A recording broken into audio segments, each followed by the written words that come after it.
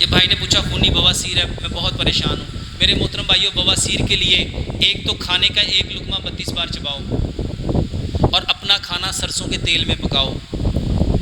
सरसों का तेल का सबसे बड़ा फ़ायदा ये है, सरसों का तेल कभी जमता सरसों के तेल में खाना पकाओ।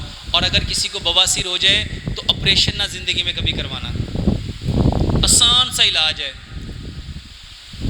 हदीस में अंजीर के बारे में भी आता है, लेकिन एक तजर्बे से आपको बताता हूँ। एक गिलास पानी लो, उसमें 5 अंजीर भिगो दो, 7 से 10 दिन ये पियो, सुबह के वक्त निहार मुँह। और एक गिलास पानी लो, उसमें आधी चाय की चम्मच इसबगोल का छिलका, आधी चाय की चम्मच तुख मलंगा, आधी चाय की चम्मच उसमें जैतून का तेल और एक बड़ा चम्मच गुड़, इसको भिगो के रख दो। सुबह भी और दोपहर भी 2 से ढाई घंटे भिगो के रखेंगे। इसको अच्छी तरह शेक करेंगे, खाने से 1.5 घंटा बाद ये पानी पिएंगे। वल्लाह 10 से 15 दिन पी के देखो, यकीन जानो खूनी बवासीर तो ऐसे ठीक होती है, मैक्सिमम 2 या 3 दिनों में बिल्कुल ठीक हो जाती है।